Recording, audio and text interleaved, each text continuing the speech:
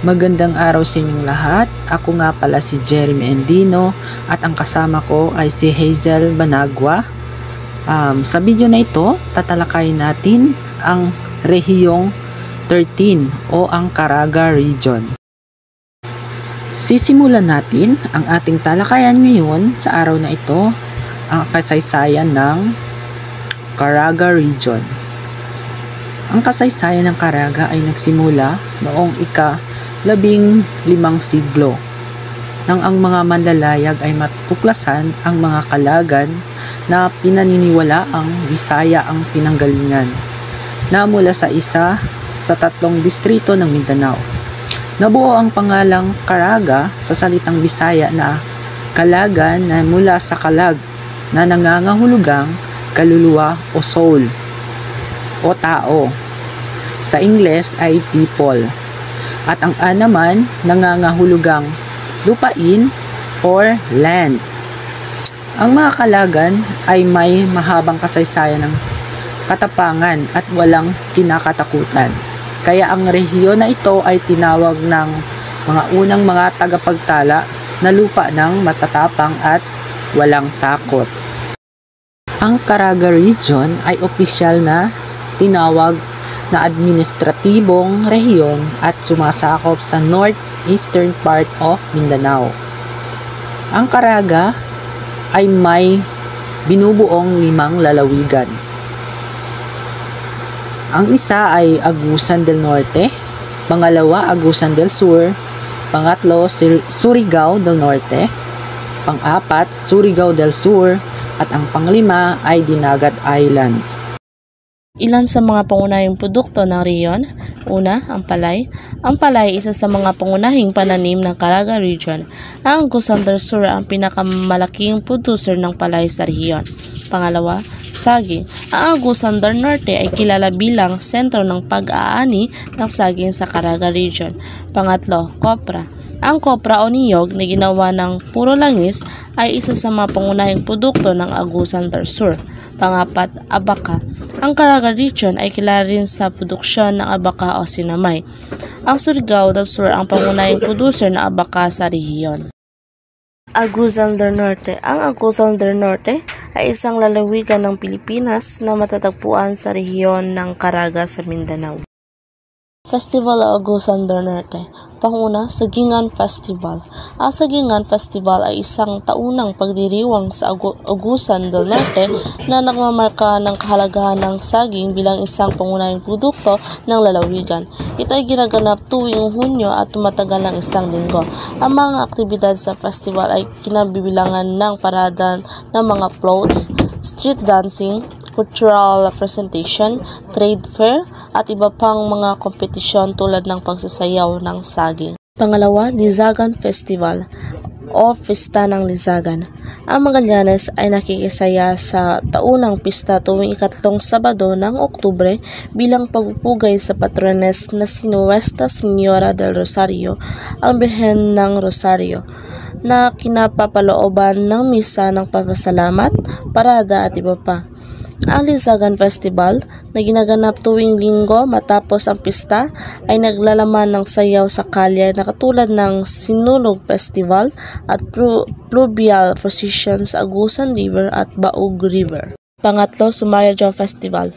Ang Sumayajaw Festival ay isang tradisyonal ng pagdiriwang sa lungsod ng Cabadbaran, Agusan del Norte. Ito ay ginaganap tuwing ika-25 ng Mayo bilang pagunita sa pagkakatatag ng lungsod.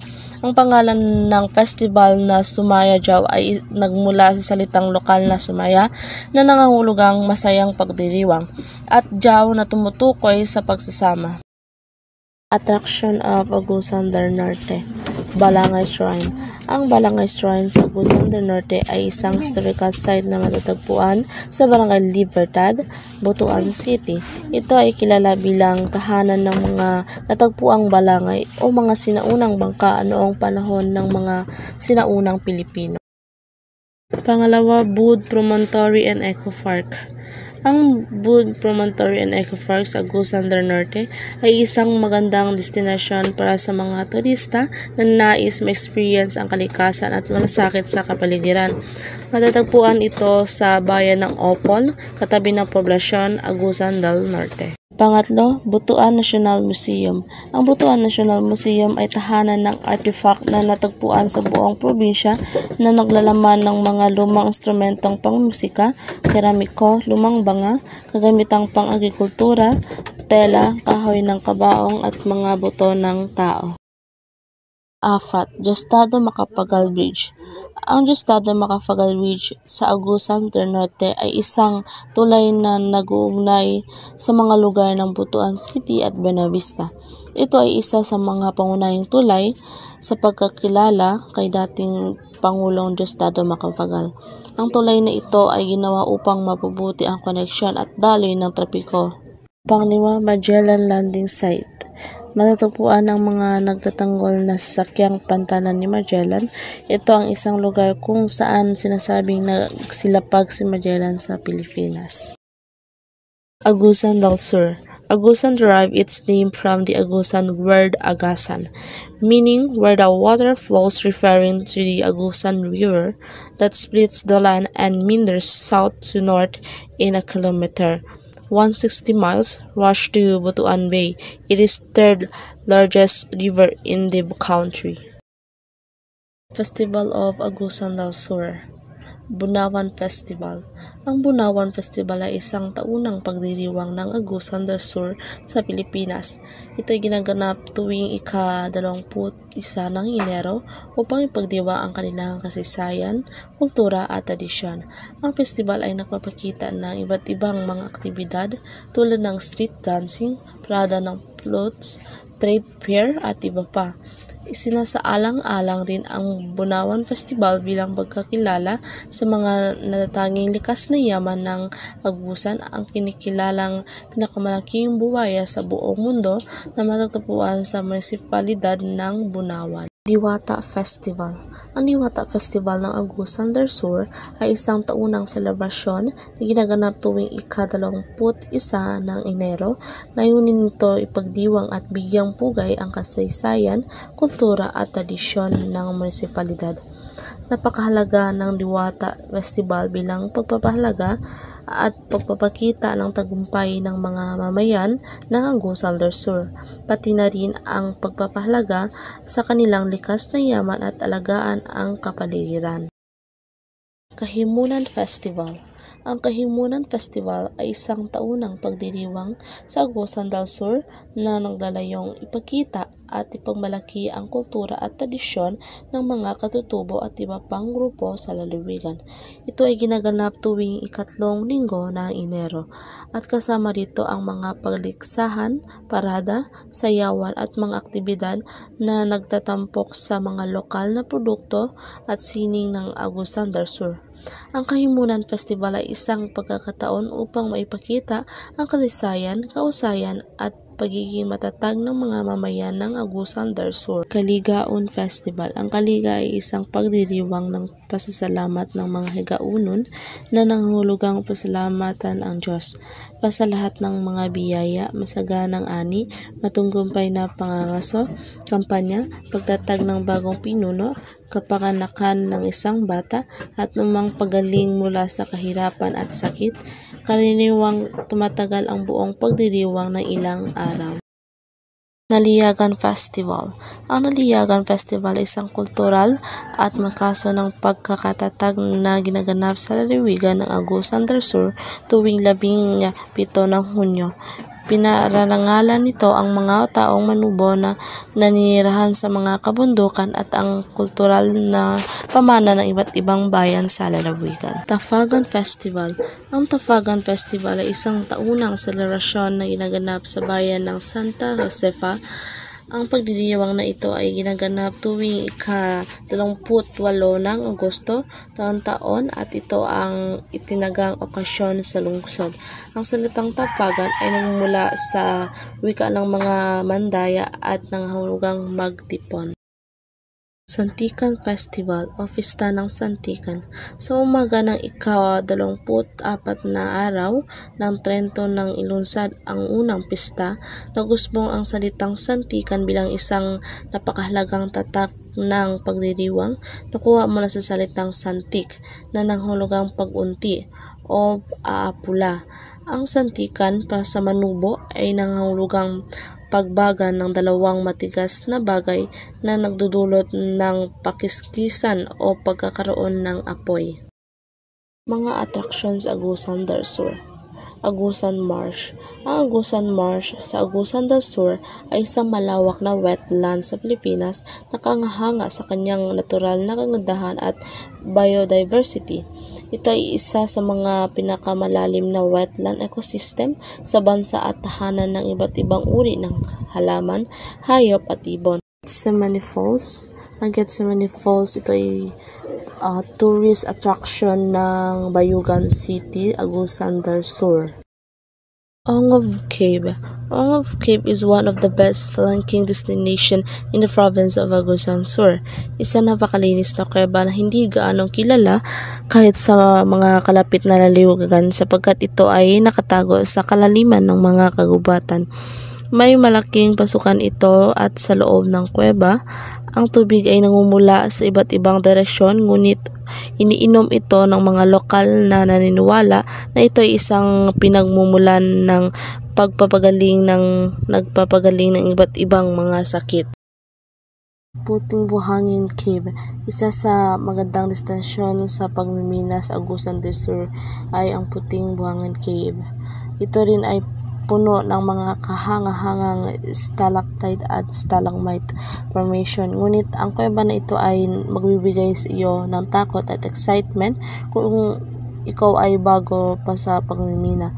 Mayroon itong challenging na lugar na sa loob kung saan kailangan mo umakyat at bumaba, dumaan sa mga maliit na butas. Mayroon ding mga daanang kailangan mong lubog sa malamig na tubig na aabot hanggang leeg mo para makalampas. Taog Trees.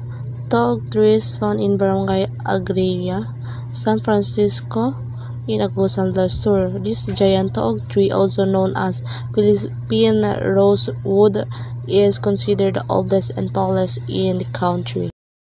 Sacred Heart of Jesus Parish, o sa Tagalog, Parokya ng Sagrado Corazon ni Jesus. Ang Parokya ng Sagrado Corazon ni Jesus sa Agusan del Sur ay isang simbahan na matatagpuan sa probinsya ng Agusan del Sur. Ito ay isang parokya ng simbahang Katoliko at ito ay dedikado kay Jesus na may pusong banal. Ang parokya ay maaaring magkakaroon ng iba't ibang aktibidad at seremonya na nauugnay sa pagpapalaganap ng pananampalataya at paglilingkod sa komunidad. Ngayon, dadako tayo sa lalawigan ng Surigao del Norte. Ang Surigao del Norte is the second northernmost of the Mindanao provinces and is an important commerce and transportation hub between Visayas and Mindanao.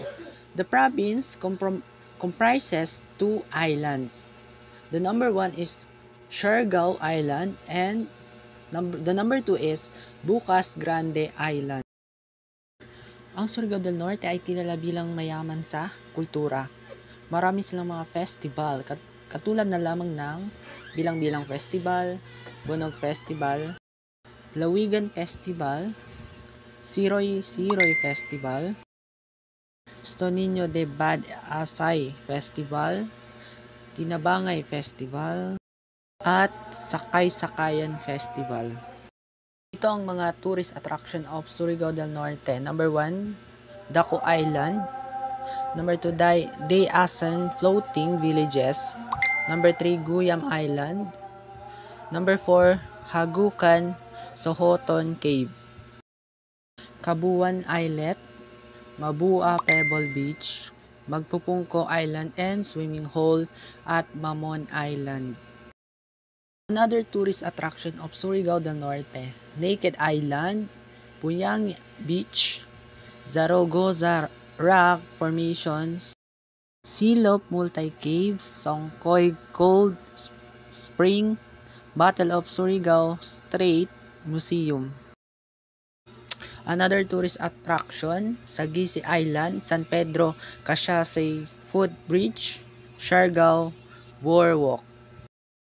And the last one is, but not the least, Sohoton Lagoon. Ngayon, dadako tayo sa Surigao del Sur. The name Surigao was believed to be a name a native Surigao-non Saligao who lived near the river during the pre-colonial era, and later pronounced Surigao by the inhabitants. Another version is when a Visayan fisherman forced by strong current wanted to occupy a hut by force and said Agaw, the term which was later given the prefix of Suri. Mga festival sa Surigao del Sur.